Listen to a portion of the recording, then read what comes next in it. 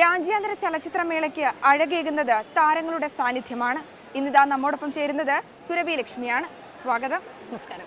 IFFK എങ്ങനെയുണ്ട് ഇത്തവണ ഗംഭീരമായിട്ടുള്ള ആളുകൾ അല്ലേ, ഭയങ്കര പാർട്ടിസിപ്പേഷൻ വളരെയധികം കൂടുതലായിട്ട് തോന്നുന്നു. ഇതിനകത്തേക്കൊന്നും ഇങ്ങനെ ഇപ്പോൾ നമ്മളെ കുറച്ച് മുന്നേ ഒന്നും ഇത്ര തിരക്ക് അങ്ങോട്ട് ഉണ്ടാവാറുണ്ടായിരുന്നില്ല. പക്ഷെ ആ ഒരു വൈബ് ഒരു മൂന്നിരട്ടി വൈബ് ഉള്ളതുപോലെ എനിക്ക് തോന്നുന്നു. ഇതിനിടയിൽ ഒരുപാട് സൗഹൃദങ്ങൾ കാണുന്നു. പഴയ സുഹൃത്തുക്കളെ അവിടെ ഇവിടെയൊക്കെ കണ്ടുമുട്ടുമ്പോൾ അതാണ് നമുക്ക് ഇവിടുന്ന് അങ്ങോട്ട് ഓടി ആ ഒരു ഫെസ്റ്റിവൽ സൗഹൃദം പുതുക്കാനുള്ള തിരക്കിലാണ്. 2-3 സിനിമകൾ വെച്ചിട്ടാണ് ഇപ്പോൾ കാണാൻ പറ്റുന്നതെന്ന് തോന്നുന്നു. ഒരുപാട് പാർട്ടിസിപ്പേഷൻ ഉള്ളത് കൊണ്ട് എനിക്കും അങ്ങനെ നല്ല സിനിമകൾ കാണാം. കഴിഞ്ഞൊരു കുറേ ഇപ്പോൾ ഇവിടെ ഞാൻ ചോദിച്ചു എങ്ങനെ സിനിമകളൊക്കെ എങ്ങനെ ഉണ്ടെന്ന്. കഴിഞ്ഞ കുറച്ച് വർഷങ്ങൾക്ക് ശേഷം ഒരുപാട് നല്ല നല്ല സിനിമകളാണുള്ളത്, നല്ല സെലക്ഷനുകളാണെന്ന് അറിയുന്നതിൽ സന്തോഷം. അപ്പോൾ അതൊക്കെ കാണാനുള്ള ആഗ്രഹത്തിലാണ്.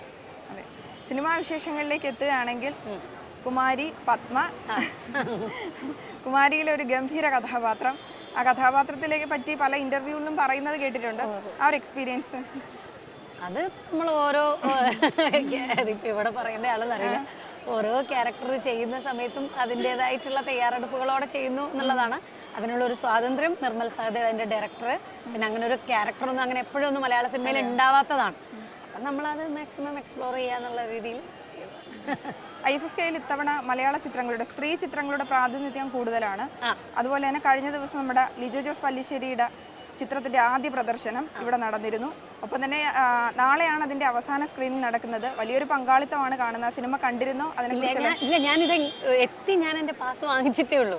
ആ സിനിമയൊക്കെ കാണുന്നുണ്ട്. എൻ്റെ സുഹൃത്ത് രമ്യ ചേച്ചി എൻ്റെ സീനിയർ ആയിരുന്നു, മമ്മൂക്കാൻ്റെ പേരായിട്ടുള്ള ആക്ട് ചെയ്തിരിക്കുന്നത്. അപ്പോൾ എനിക്ക് അതൊക്കെ കാണണമെന്ന് ഭയങ്കര ആഗ്രഹമുണ്ട്. അപ്പം അതിനൊക്കെ വേണ്ടിയിട്ടുള്ള ഒരു വരവാണ്. ഒപ്പം മുൻകാല IFFK കുറിച്ച് ഓർമ്മിക്കുകയാണെങ്കിൽ, പഠിക്കുന്ന സമയത്താണ് അന്ന് ഞങ്ങൾ ബുക്കിംഗ് ഇല്ല. 9 മണിയാവുന്ന സമയത്ത് 5 സിനിമയൊക്കെ അങ്ങനെ അടുത്തത് ബാക്ക് ടു ബാക്ക് ഇങ്ങനെ കണ്ടിട്ട് ബ്രെഡും ജാമും ഇതൊക്കെ ഇത് സെറ്റ് ചെയ്ത് അന്ന് സിനിമ കാണാൻ വേണ്ടി മാത്രം എന്നുള്ള. അപ്പോൾ ആദ്യമായിട്ട് വരുന്നൊരു ഇതാണല്ലോ.